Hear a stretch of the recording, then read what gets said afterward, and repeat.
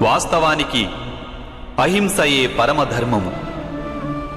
అహింసతో పాటు సత్యం, క్రోధం వహించకుండడం, త్యాగం, మనశ్శాంతి, నిందించకుండడం, దయాభావం, సుఖానికి ఆకర్షితుడు కాకుండడం, అకారణంగా ఏ కార్యము చేయకుండడం, తేజం, క్షమ, ధైర్యం, శరీర శుభ్రత, ధర్మానికి ద్రోహం చేయకుండడం, అహంకారం లేకుండా ఉండడం, ఈ గుణాలన్నింటినీ సత్వగుణ సంపద లేక దైవీక సంపదలని అంటారు.